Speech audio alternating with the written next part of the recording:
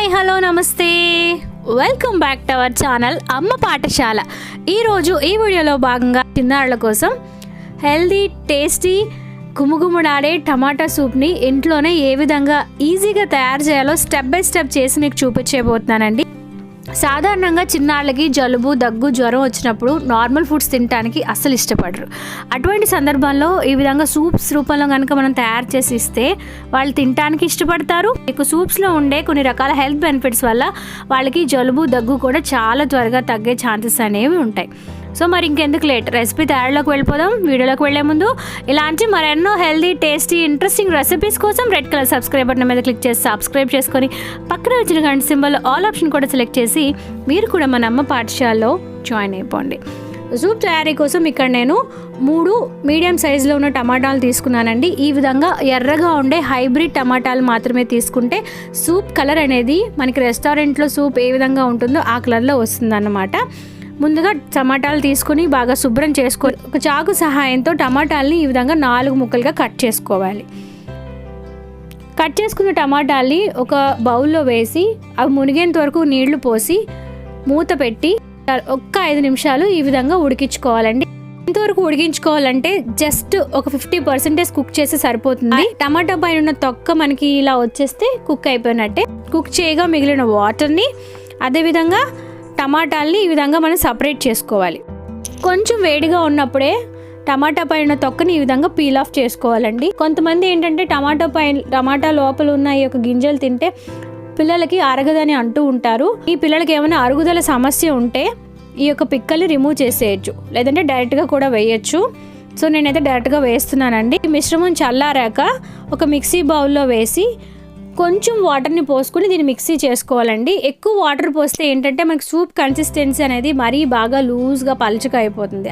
ఆ తర్వాత మిక్సీ అయిన పేస్ట్ని ఖచ్చితంగా అడుగు మందంగా ఉన్న గిన్నెలో వేసుకొని స్టవ్ వెలిగించి స్టవ్ ఫ్లేమ్ సిమ్లో పెట్టుకొని బటర్ కొంచెం వేస్తే టమాటాలోంచి పచ్చివాసన పోవడంతో పాటు ఫ్లేవర్ కూడా చాలా బాగుంటుంది. టమాటాలో మనకి రిచ్గా విటమిన్ సి ఉంటుందండి. జనరల్గా సాధారణంగా పిల్లలకి జలుబు దగ్గు జ్వరం లాంటివి వచ్చినప్పుడు విటమిన్ సి ఉన్న ఫుడ్స్ ఎక్కువగా పెట్టడం వల్ల బేబీ యొక్క ఇమ్యూనిటీ బూస్టప్ అవుతుంది.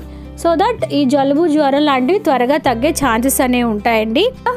తర్వాత చిన్నగా కట్ చేసుకున్న వెల్లుల్లి ముక్కలు వేసుకోవాలి. నా బేబీ అయితే వెల్లుల్లిని ఈ విధంగా డైరెక్ట్గా వేస్తే తినేస్తుంది. ఒకవేళ మీ బేబీస్ తినరు అని అనుకుంటే టమాటా మనం ఉడికించినప్పుడే ఒక 2 వెల్లుల్లి వేసేసి టమాటా బాగా కుక్ అయిపోయిన తర్వాత టమాటాతో పాటు వేసి మిక్స్ చేస్తే వెల్లుల్లి కూడా పేస్ట్లా అయిపోతుంది.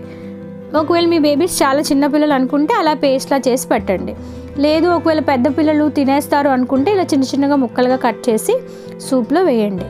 తర్వాత దాంట్లో కొంచెం ఉప్పు, కొంచెం పసుపు, కొంచెం జీలకర్ర పొడి, కొంచెం మిరియాల పొడి కూడా వేసేసి బాగా కలపండి. అన్నీ వేసి బాగా కలిపిన తర్వాత సూప్ని ఒక 2 నిమిషాలు కనుక కుక్ చేస్తే బాగా సూప్ కుక్ అయిపోతుంది. సో ఆ తర్వాత స్టవ్ ఆఫ్ చేసేసి సర్వింగ్ బౌల్లో వేసి సర్వ్ చేసుకోవడం.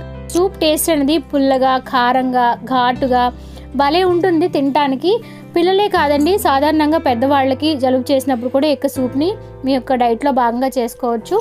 జలుబు దగ్గు జ్వరం లేని సందర్భంలో కూడా వారానికి ఒకసారి ఈ యొక్క సూప్ని బేబీ యొక్క డైట్లో భాగంగా చేయటం వల్ల ఇమ్యూనిటీ బూస్టప్ అవుతుంది. తద్వారా రోగాలు బారిన పడకుండా మన పిల్లల్ని మనం కాపాడుకోవచ్చు.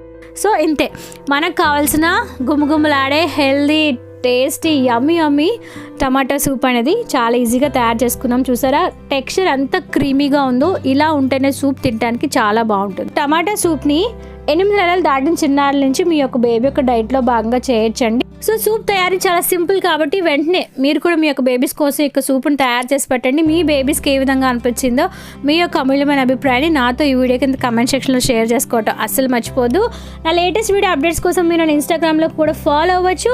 మన ఛానల్లో బేబీ ఫుడ్ రెసిపీస్కి సంబంధించి నంబర్ ఆఫ్ వీడియోస్ ఉన్నాయండి, వాటిని కూడా ఒకసారి చెక్అవుట్ చేయండి. Thank you for watching this video. మీకోసం మీ పిల్లల కోసం మరెన్నో healthy tasty recipes on the వేలో ఉన్నాయి. సో వాటన్నిటి కోసం స్టే ట్యూన్ టు అమ్మ పాఠశాల. మరి నెక్స్ట్ వీడియోలో మరొక చక్కని ఇన్ఫర్మేషన్తో మిమ్మల్ని అందరినీ కలుసుకుంటాను.